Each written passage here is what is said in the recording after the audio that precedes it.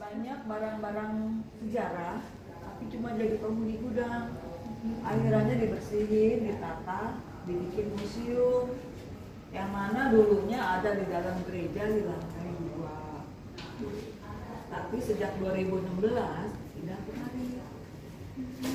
Kalau di dalam sana, kalau di bawahnya ada acara nggak bisa buka museum secara apa?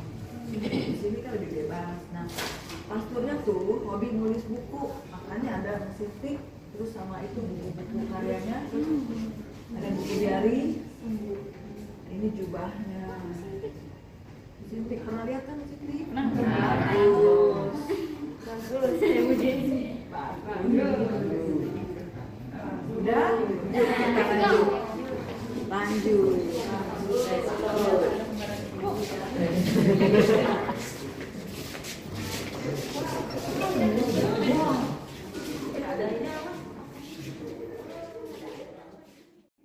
Ini ruangan pastoral. Jadi tempat-tempat ruang-ruang tidur romo yang bertugas di gereja katedral, ya. Cuma ini karena tadinya nih teman-teman sekarang aku ceritain museum gereja katedral itu ada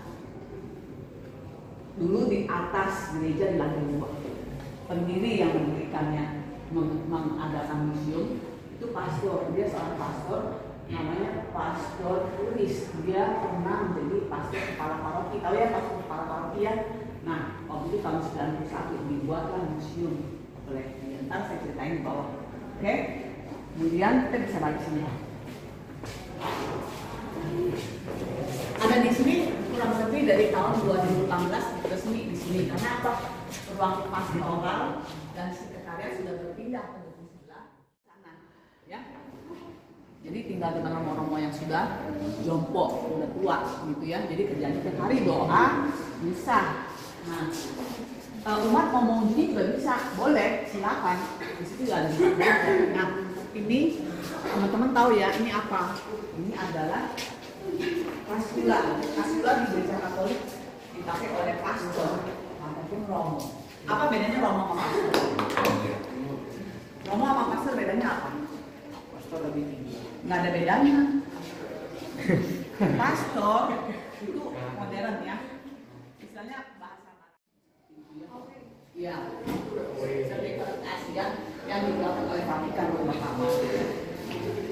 Nah, ini patung Bunda Maria pelindung segala suku. Jadi Bunda Maria yang mengayomi, mendoakan semua provinsi. Ya, itu ada gambar apa Bunda juga, ada gambar wayangnya, ada itu ya, gitu ya.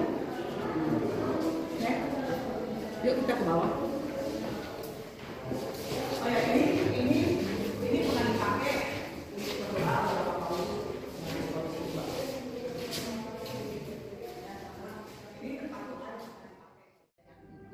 ya, untuk datang dan dia punya tugas apa di Tanah Flores ya, menyebarkan agama Katolik. Dulu kan kita nggak ada agama Katolik ya. Nah,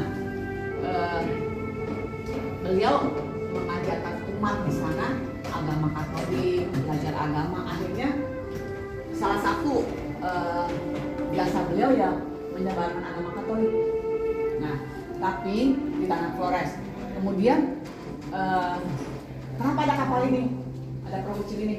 Waktu itu beliau sangat sukses dan bahkan sampai sekarang nih di Tanah Flores itu berkenap itu semuanya umat tuh rata-rata Katolik ya, semuanya Katolik ya, paling banyak Katolik.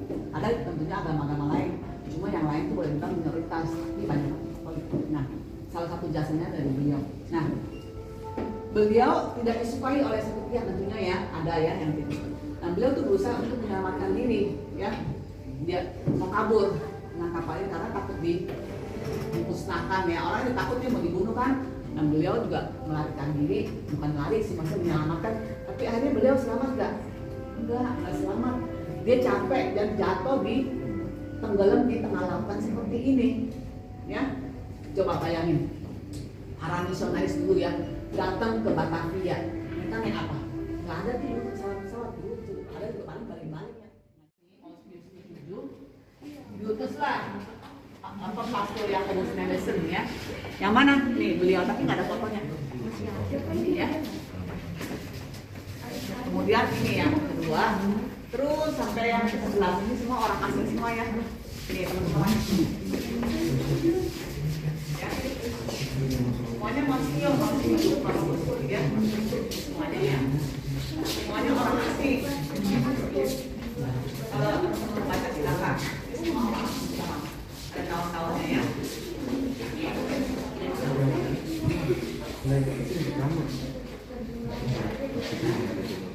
Ini waktu itu beliau sudah gereja yang pertama masanya dia gereja Katolik gereja katedral kita yang pertama ini pada masa beliau. Ini terakhir yang orang asing ya, semuanya umumnya rata-rata dari Belanda.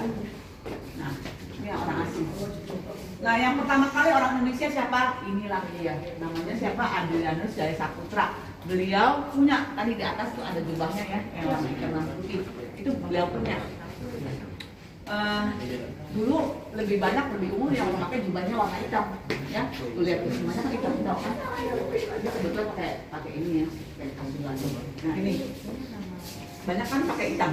Nah ketika beliau ya udah jadi putih terus, jadi pakai sampai sekarang rata-rata kayaknya putih. Tapi yang resminya itu. Namun ia mati terbunuh pada tahun 1535 di Ternate dan menjadi martir yang pertama di Nusantara.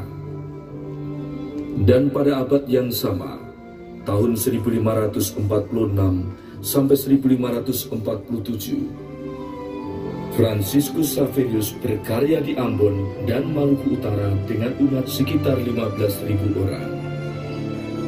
Ketika VOC, perusahaan dagang Belanda yang sekaligus membawa Calvinis atau agama Protestan, berhasil mengusir Portugis di Nusantara, umat Katolik dilarang beribadat dan melakukan kegiatan keagamaan. Tetapi beberapa imam tidak takut ancaman hukuman.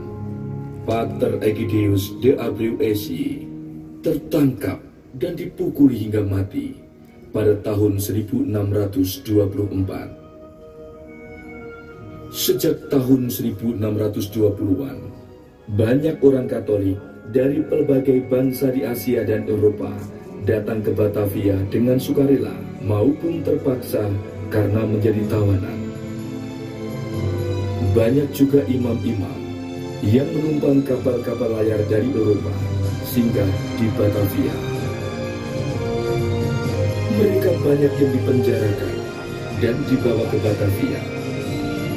Mereka sering tidak berdaya untuk menguatkan iman kaum awam yang hidup tanpa gembala karena kegiatan mereka dilarang keras. Pada tahun 1646 tercatat, ada kurang lebih 3.000 umat Katolik ketika Pedro Francisco Jagua SY mendarat di Batavia. Ia sendiri membaptis 6-8 orang setiap hari. Misionaris lain yang datang adalah Alexander de Rhodes SY. Ia sempat. Kenapa?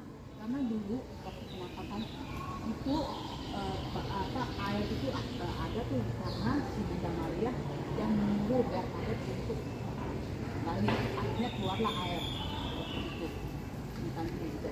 Makanya orang juga sangat suka dengan tempat itu ya. Tapi kalau kalian nonton film Bernadette, misalnya itu ada tuh orang sudah keluar.